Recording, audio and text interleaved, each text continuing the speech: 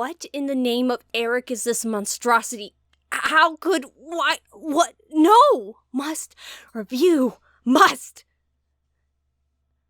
Whoa, wait, I can't just jump into the sequel without first reviewing the first sequel. That wouldn't be right. If we don't have order, then there'll be disorder, and if there's disorder, it'll be total anarchy, and if there's total anarchy, then... Way back in the 90s, plans were made to bring Andrew Lloyd Webber's monstrously popular musical Phantom of the Opera to film. It was intended for Michael Crawford and Sarah Brightman to fill the lead roles as they had on stage. At the time, Lloyd Webber chose Joel Schumacher to direct the film. Yes, that Joel Schumacher. But at this point, he hadn't birthed that abomination yet. No, he was chosen based on his handling of the music in The Lost Boys, which is not a musical. Obviously, the project was shelved when Lloyd Webber and Brightman divorced. Yeah, the composer was banging the prima donna. I'd call it nepotism here if it weren't for the fact that her voice is absolutely stunning. Unfortunately, when they finally returned to the project in the early 2000s, the intended leads were, well, old. The character, Christine especially, was supposed to be young and innocent, so it made sense that they had to scrap this idea. But did their replacements live up to precedent? Let's take a look, shall we?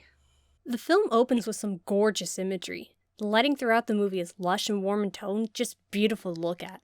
The scenes in modern day, such as the prologue, are filmed in black and white, as if the camera is in a state of mourning like Raoul seems to be, while the main story is shot in full color. The contrast with the rest of the film makes these scenes with old Raoul somber, almost depressing. We arrive at an auction at the poorly kept Opera Populaire. Raoul bids on and buys the musical monkey that Christine encountered years past during the Phantom affair. He reflects on these events and thoughts turn morbid as the next item is introduced.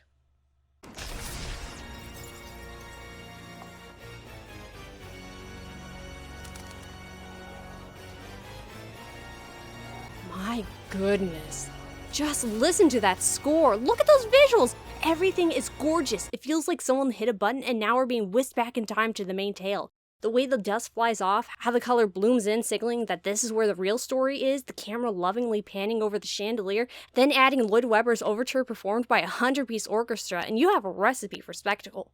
I can't talk this part of the film up enough. It's truly awe-inspiring. We're entering a world larger than life, and we get to see the intricacies of its inner workings. As a former techie, I know how hectic it is to put on a show, musical or not, and to see it distilled here is quite the experience. It's crazy, it's last minute, it's hell, but for such great art.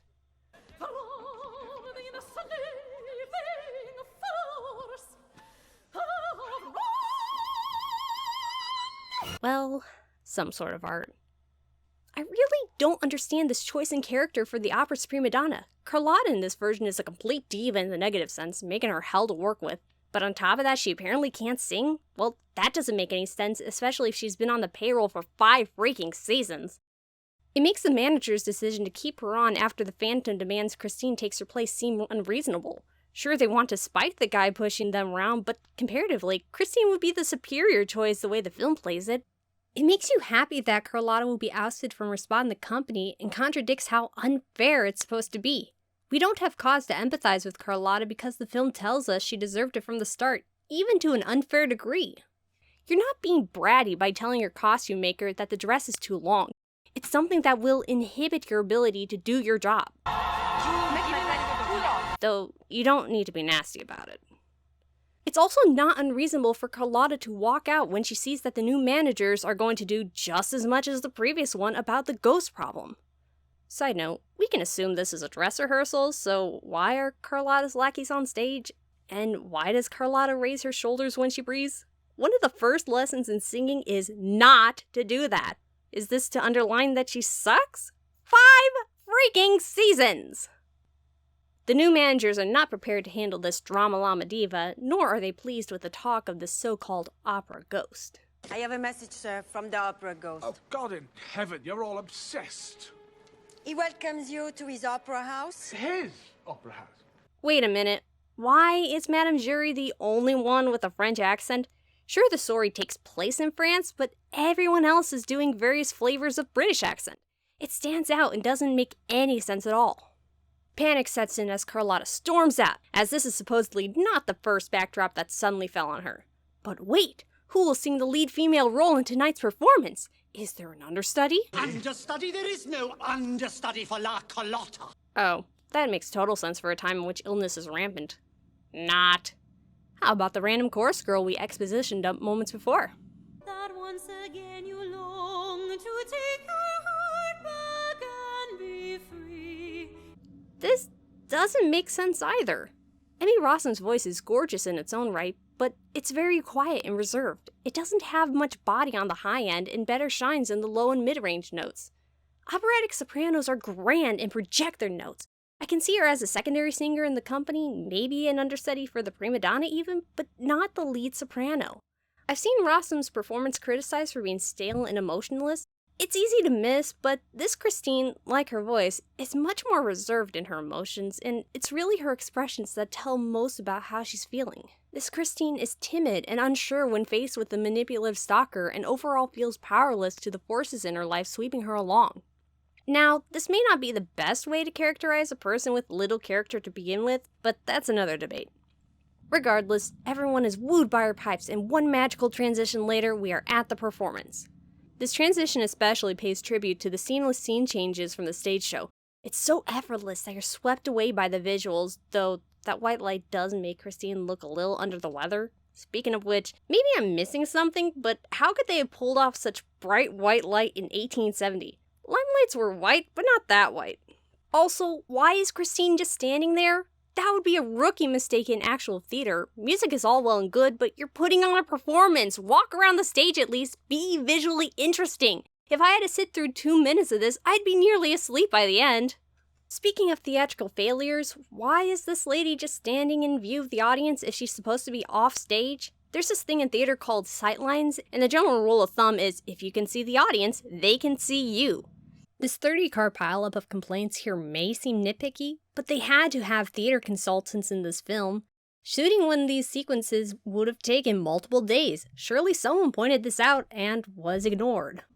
One audience member who doesn't mind such poor blocking is our dashing beau, Le Vicomte Roy de Chagny, played by Patrick Wilson.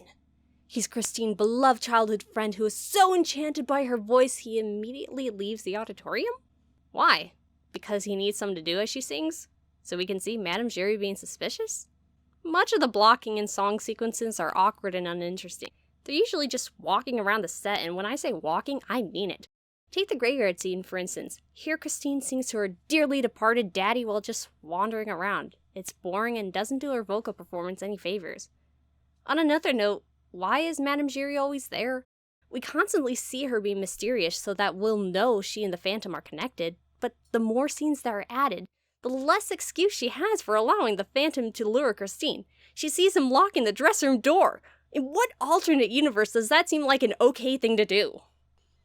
While Raul is off in the bathroom not having private fantasies about Christine, Christine's bestest buddy Meg searches for her after the performance, and when she finds her, Meg asks the question on all of our minds. Who is your great tutor?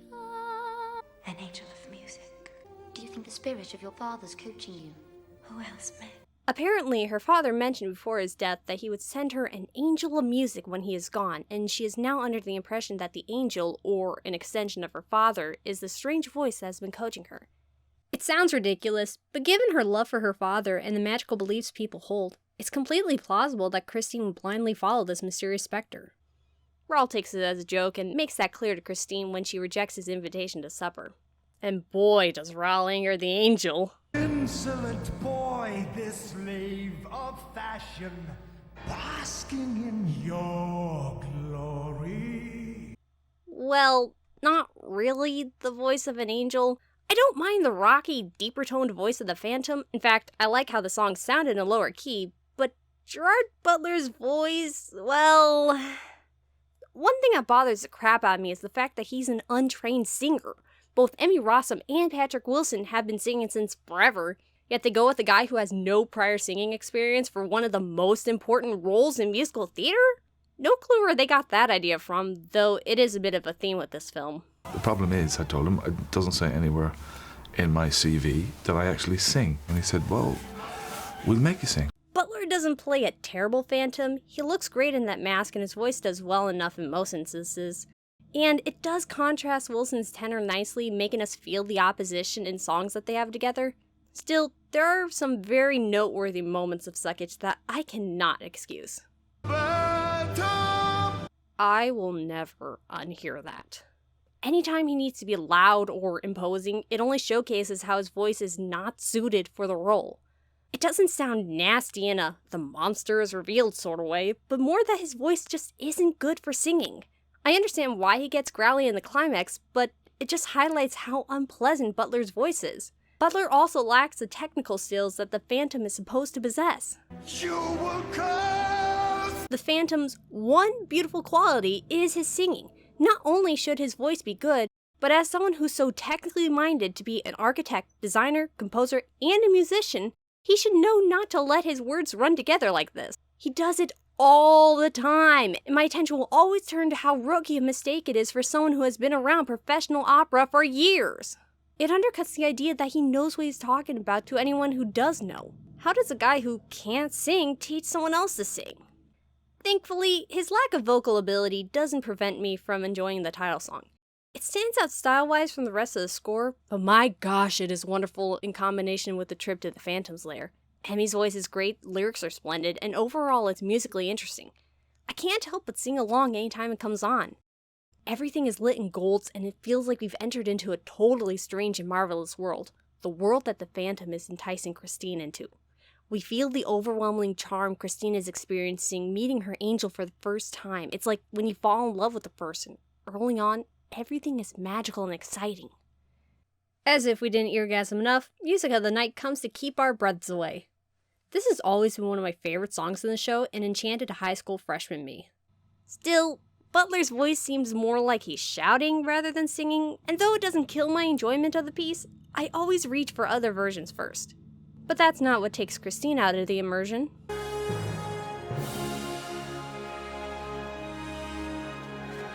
If a person I just met had a lifelike doll of me, I'd have a strong reaction too. Let's try to not think about what he does with that doll off screen. While we're here, take a look at that doll. That's not a doll, that's Emmy Rossum. Apparently the wax doll didn't look like Emmy Rossum enough, so Rossum volunteered to stand perfectly still and wear very waxy makeup. On a similar note, remember the lights rising from the lake? That wasn't CGI. They used a special wax on the wicks to make the candles light when they meet air. I love that this movie goes to such great lengths to make everything look great. The whole layer set is wonderful, especially the swan bed. I quite like how the curtain makes Christine appear a doll for the Phantom to admire, but never truly hold.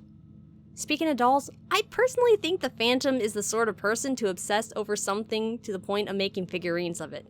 He's a guy with a lot of time on his hands and is limited to the walls of the opera house. Of course he'd find things to fill his day with. Well, curiosity killed the cat, and the enchantment as Christine, wanting to understand the odd situation she's in, removes her angel's mask. Is this what you wanted to see?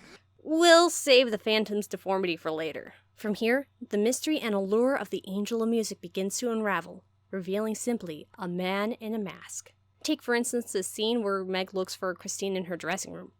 All of the beauty is gone, and we see the literal mirror behind the Phantom's trick. It's quite the ominous foreshadow of what's to come, and is no contest for my favorite of the newly added scenes.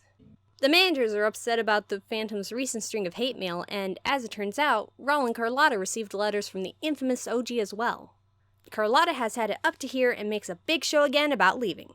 Again, I really don't understand why the managers are begging for her to stay. She's hell to work with, is apparently prone to tantrums, and the movie underlines the fact that everyone thinks Christine is the superior singer. Would you please give this to Miss Dye? Miss Dye!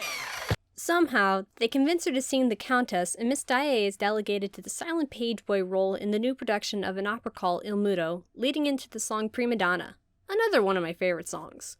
Much of the lyrics are a meta-analysis of the situation, even commenting on the outrageous chain of events before us. Get away with all this in our play, but if it's loudly sung and in a foreign tongue, it's just the sort of story audiences adore. In fact, a perfect opera. It's one of the better block pieces, though that's probably because it's better suited for the singers to walk around the opera house. I also like that the film version of the song doesn't have the performers singing over each other as much as in the stage show. It's easier to interpret what they're actually singing about rather than picking up a word here and there. And my gosh, that final note, it's rebellious. They're putting on a show their way, like it or not. Take that, opera bully. One thing this musical does is make you interested in the shows within the shows. You're curious about the story and how they're meant to play out. They're by no means low points, and they have you caught up in the excitement. That is, until somebody interrupts it. Did I not instruct that box 5 was to be kept empty? Let's try this again. In my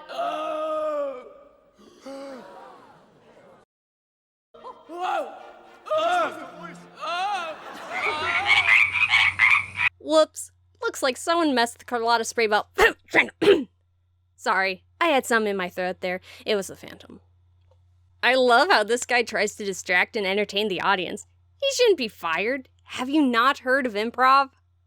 But uh-oh, looks like the lecherous stagehand Joseph Bouquet was witness to this crime against the opera. Whatever will the Phantom do?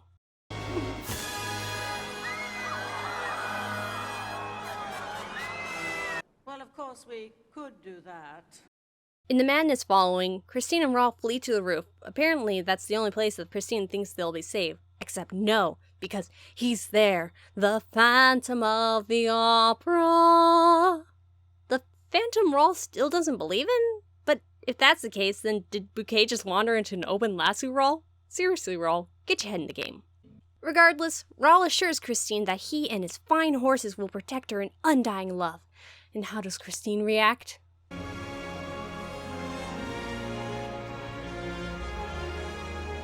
I don't think this proclamation of love is rushed.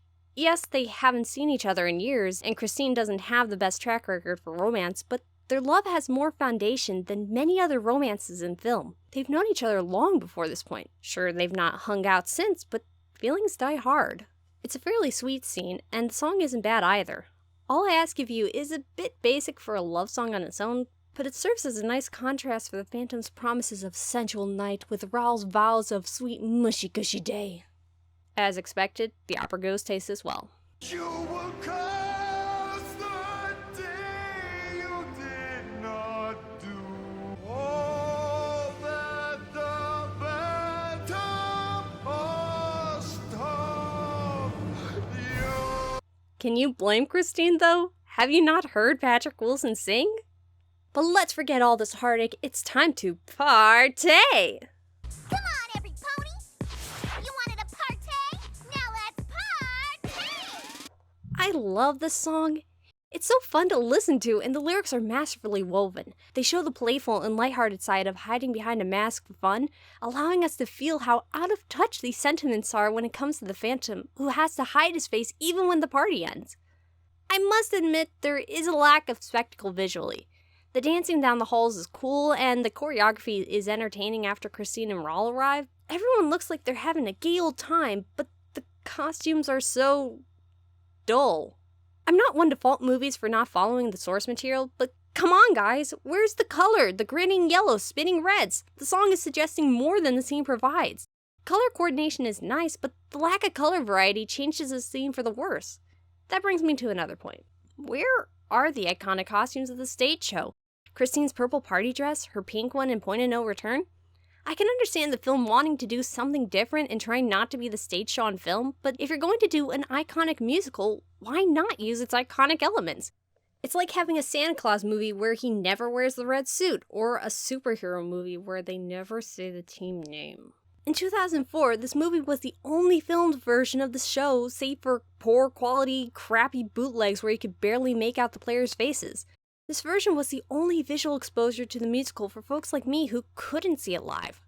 I watched many versions of a musical, and they tend to share elements. When a single story of any kind is retold by different groups of people, there are plenty of variations in the different portrayals, character relations, who lives, who dies, all the way through twists on the thematic meaning or change in their ending. But across all of those elements, you have different levels of importance that develop a consistency across all different iterations. Costumes for characters, repeated motifs, quirks, or skills. You don't have to keep all of them, but they do serve as touchstones for the audience, which makes their absence very noticeable. These things are not only a satisfying payoff of tension of expectation, they also add flavor and texture to the world when they become iconic, and not having them tends to make the whole affair blander because they're hard to replace. Doing your own thing is how many of these elements develop, as many artists over time slowly build up greatness a stroke at a time through honing and experimentation, but to cut so much from the only cinematic version means that most people who will ever see it won't develop a representative baseline of the show. It's like the untwist. When no one does the original, doing the original becomes a cool and unique move, and fans of the original will love you for staying faithful. That has since changed with the 25th anniversary show, but that's just a film stage production, not a cinematic version. There are entire elements that are necessarily absent from the stage show that make cinema richer.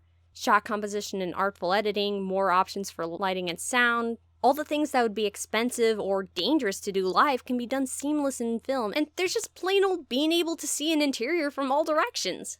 Still, I don't want to discourage artistic creativity. Adaptations have the opportunity to change and mold the original work into something better, or at least provide different takes on the original. It comes with the territory of adaptation, which is why I get a little torn over omissions like this. Some of the movie-only sequences, for instance, add dimension to the story where it was lacking, and does things you couldn't do while on stage.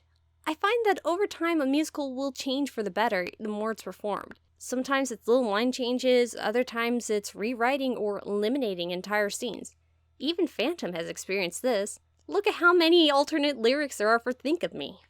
It's the changes throughout the different productions that keep me seeking them out even after I've seen one. It's the familiar made new, exploring and finding different elements you like, finding your favorite version of something, and building up a fuzzy mythos of a story not unlike legends in oral tradition. Anyway, the Phantom, being the party crasher he is, shows up in an underwhelming Red Death costume. No, that's not Red Death personified. That's a guy in a mask. You're a man, merely a man. He tells everyone that they're going to put on his opera, or else. And runs away to a convenient trapdoor. That conveniently stays open long enough for Raul to hop in. I do love the effects on Eric's exit, though. Hey, it's LaRue's Maidens of Mirrors. There's actually a few loving references to the novel in which the Phantom story is based. The horse Christine rides to the lair, the underwater death trap. Someone did their homework. Brownie points for you, movie. Somehow, Madame Giry knows where this room is and pulls Raul out before Eric could throw a noose around his pretty little neck. Raul also notices how convenient Madame Giry's appearance is and prods her for more information. Apparently, the Phantom was once a freak attraction and a traveling fairy before he haunted the opera. This is a creepy and depressing scene. If I weren't a bit cynical, I wouldn't believe someone could laugh at this abuse, deformed or not. Well, at least our ghost won't stand for it any longer.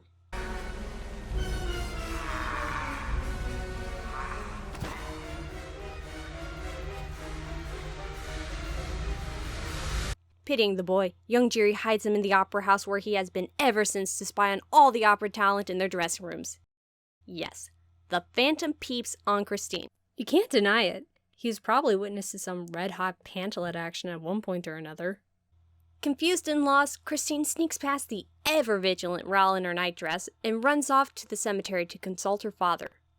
I wasn't into this song for a while, but it soon grew on me. This is the most characterization Christine gets besides the final layer scene. We see the melancholy and torment she's been wearing most of the movie come to a head as she seeks counsel with someone who meant the world to her long ago. Her melody is sweet and from the heart. Rossum's voice has more chance to shine here than in other songs, and it shows why she got the part over others.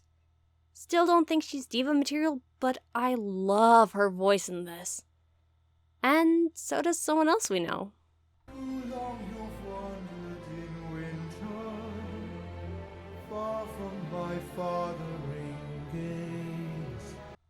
I'm not sure why the Phantom is trying to take her now, especially because he's already casted her in his magnum opus. Maybe he thinks that loose billowy shirt of his will sway her to his side? Thankfully, Raul steps in just in time for... this. No, Raul! No. Not like this.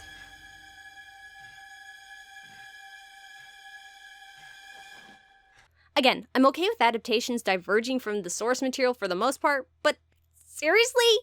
This should have ended the movie right here. There's no reason to let go the man who has killed and sabotaged and who wants to kidnap our new Prima Donna. It's outright negligence. We know he's just going to keep at it. If you stop him now, then you don't need to deal with any more of his blackmail. Seriously, Raul, she may be pretty, but sometimes you just gotta say no. But don't worry, Prince Charming has a plan. To let the show go on and capture the Phantom when he attends. Even though you literally just had him. You know what would have solved all this and allowed the story to continue? Not having that silly sword fight. I like that they make the Phantom more of an illusionist by exposing the truth to his clever tricks rather than suggesting he has superpowers like in the stage show. But even the Phantom throwing fireballs makes more sense than this duel. Now that that's out of the way, on to the opera. But no, Christine totally isn't into being bait for her stalker for some reason. I like the song, but not in this version. Rosalind's speaking is so choppy and breathy, it takes me out of the experience. I don't know who told her to speak that way, but it isn't working. In fact, she does this pretty much any time she speaks her lines, and it sticks out like the Phantom impersonating Piangi. Yeah, he does that. Looking to insert himself into his fanfic, the Phantom replaces Piangi as Don Juan to sing opposite of his muse. Did he really think this plan would work? I mean, look at him! You can't fool anyone here. It's obvious he isn't the man who went behind the curtain moments ago. At least on stage, the Phantom was covered in a non-form-fitting cloak. Even Raul notices something is amiss immediately, and yet does nothing. Why? I can see not wanting to alert the audience, but do you really think he plans on exiting stage left once the scene is done? It's now or never, fools!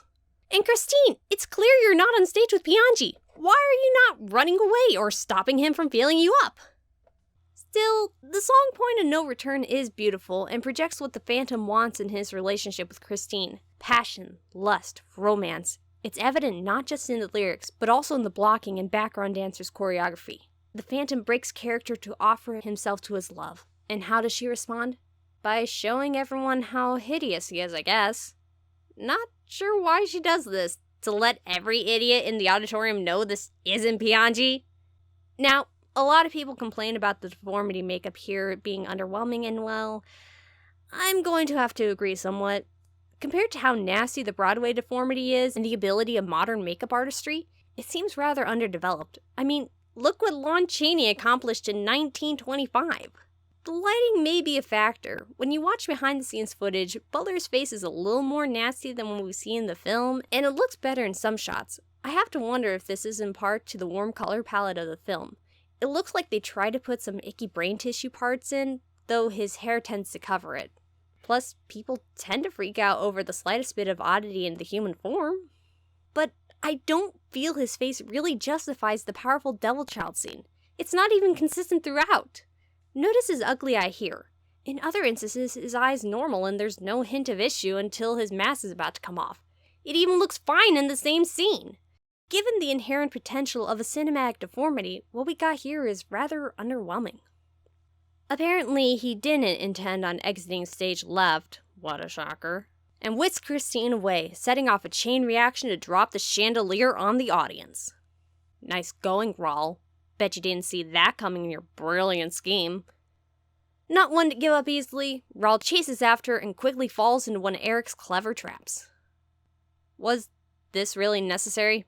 It doesn't add anything to the narrative and feels like total fluff, even if it is referencing the source material. Seriously, who puts a way out in their death trap? Was it designed by Dr. Doofensmirtz? Can we get back to the story? Have you gorged yourself at last in your lust for blood? Am I known to be prey to your lust for flesh? Oh, Christine finally gets mad. Took her long enough. She's not taking any more of the Phantom's crap, and oh, there's Raul to put this madness to an end. Or not. Good going, Raul. The Phantom gives Christine an ultimatum if she still refuses his affections, yanking her lover's pretty head from his body. This looks painful. I wouldn't be surprised if one of these yanks seriously hurt Patrick Wilson. Look at his face. Talk about pain for art. I love this song. I love contrapuntal polyphony. Singers weaving lines over one another, striking harmonies when they come together, just gives me goosebumps. You can hear the dream end in this instant as everything comes to a head. Her freedom or her love. Now all hopes lie in Christine's hands, and which does she choose?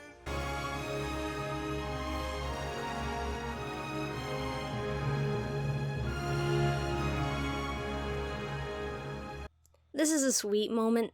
No words needed to make this moment powerful and resounding. We see that she loves this man, even if it's not in a romantic sense. She hates what he's done, but cares for him nonetheless. Feeling rightfully remorseful, the Phantom drops the blackmail and lets Christine and Raoul leave together. And that's it. The lovers row away and Eric wrecks his crib before making his getaway as the angry mob finds his hideout. Years later, old Raoul finally gets to where he's been going and presents the monkey to a now-dead Christine. This moment is so mournful, not just because you can see the pain in Raoul's face, but also because we find Christine has had another visitor recently. One masked and probably old and wrinkly as well. I think this was a great way to finish the film rather than just have Meg look out into the void holding the mask. It feels more final and wraps up the story well.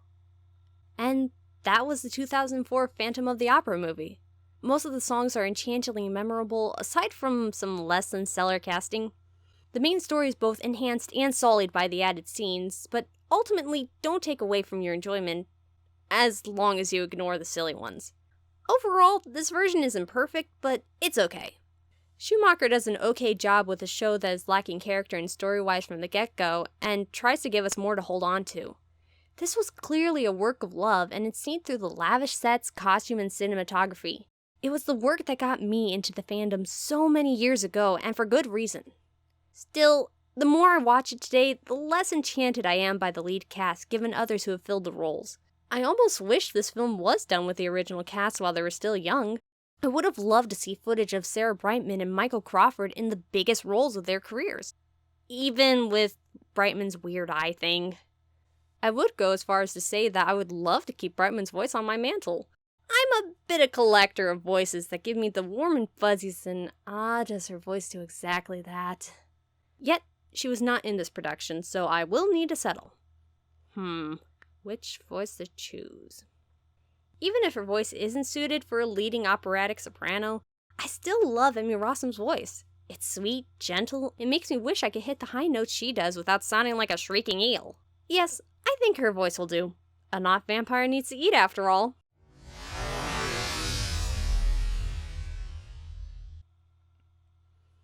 Now I can tear Love Never Dies a new one. Beauty on the beach. But I'm not really done with the original Phantom, am I? There's still the anniversary stage version to go over. Oh, for completionist's sake, I just want to rant about Love Never Dies!